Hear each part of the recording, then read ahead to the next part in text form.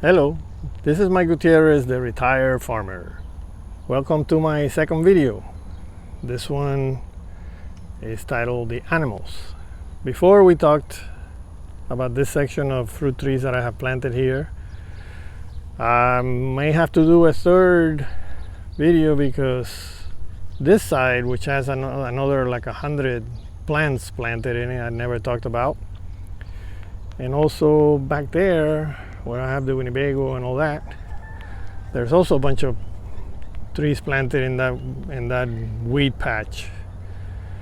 But since we're going to talk about animals, let's talk first about something very important, and it's this here.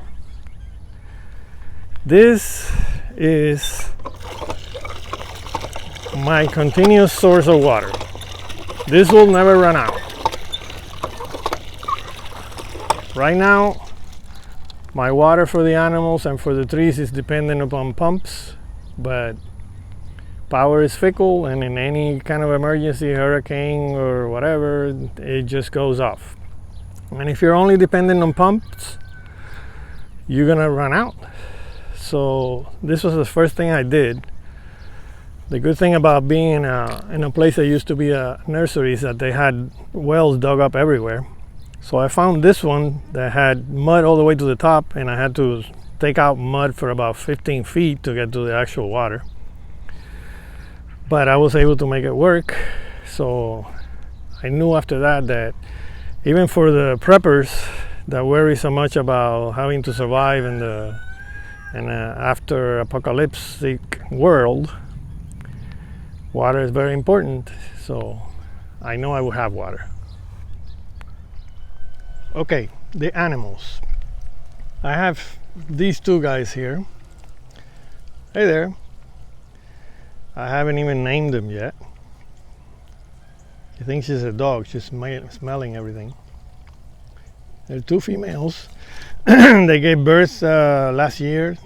They were both males, so I had to sell them. I couldn't keep them. This is one of the little paddocks that they keep. I have 3 sections separated. I let yes, I know. I let the grass grow in one. I know I'm not ignoring you. It's just that I'm trying to do this. And that's the male, which is a pain in the behind. He eats all the food, so you have to separate him. Once I realized that they were pregnant again, I separated him because he is a royal pain. Yes, I'm talking about you. Yes.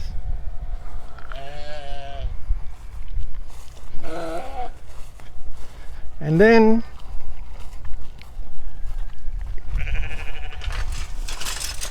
I have the chickens.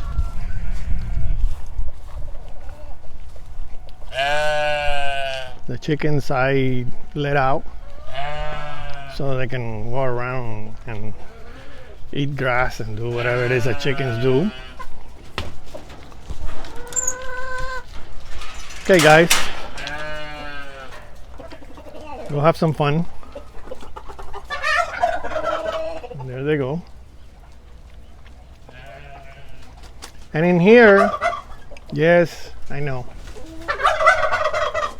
Yeah, I'll be talking about you in a little bit. Hold on. These are my quails. These are juveniles. They're not laying eggs yet. These are laying eggs already. And then I have some more here. All of these were born in my incubators. There's a bunch of eggs over there. And there's some more here. There's also more eggs. They're producing like 30 eggs a day between all of them. These are all males. They're being fattened up for dinner. And these are babies. Uh-oh, I think we have a dead one there. They're all different sizes. Like everything else, they... Oh no, it wasn't dead. How? Okay.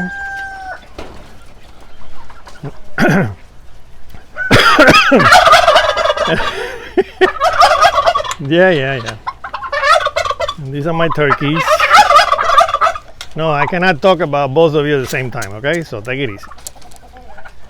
These are the two males, which are very bad at what they do, because I had like 50 eggs. No, don't complain. Yeah, you're gonna eat your own thing there. They produce about 50 eggs, and I put them all in the incubator, and they were not fertilized. I guess these males didn't know what to do. So this is basically what I have in this section. I had to build this for them all by myself, because when you ask somebody to help and they figure out that it's work, they don't come.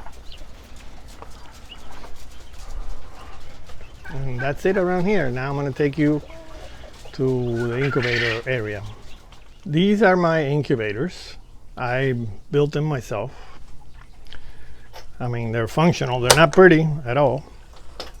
The different types of heating. This one has a hot plate connected to a water heater thermostat, and this is an egg turner. These eggs will be ready to bring down here in a couple of days,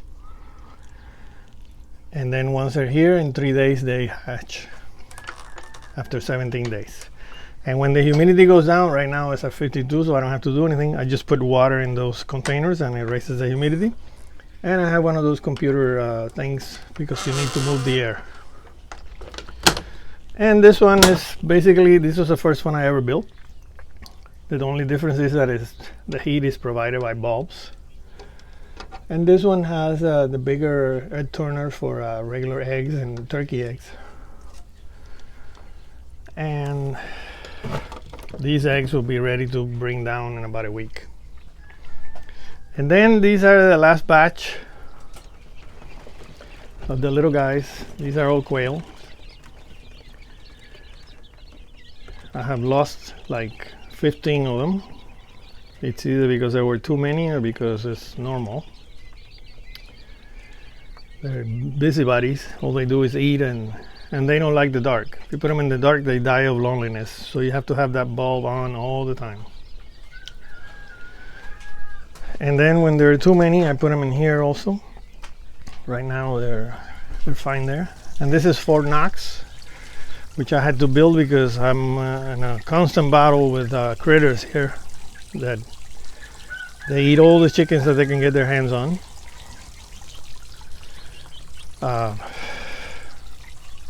In that trap over there, I have killed well, actually not killed, I just trapped them. Then I relocated them like 2 miles away from here. 5 raccoons, 1 opossum, and 4 fetal cats, and actually a duck with 4 ducklings that were swimming in the pond every day and messing the whole thing up. And this is my pond. The prepper in me trying to create different sources of protein decided that I would have some seafood also. So I built this, and that's tilapia down there that I bought ½ an inch long, and look at them now. That's like 6 months. And what I do is, besides having the waterfall I have in that pipe, takes the water out to those pumps and throws it out through the sprinklers so that I can get the dirty water to feed my plants. And then while I'm doing that, through here I'm putting new water in and through that little pipe. So the water is like, right now I haven't done it yet, so it's kind of, but I do it every day. I take about half of the water out, and it keeps pretty transparent.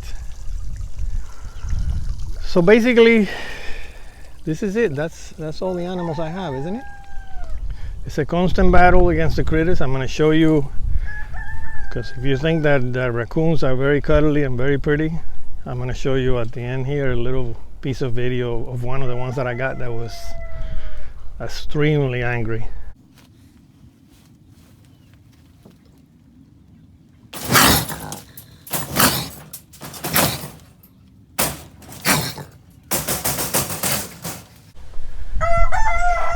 And those kinds of vicious critters is what I have to put up with here at night. They roam this place looking for a little hole somewhere where they can eat chickens. From this cage right here, I put 7 juveniles. I came the next day, there was 1 left. And I found the head of another one and a headless body of another one. That was the last straw. After that, I have caught 5 raccoons. So this is it for the animals episode.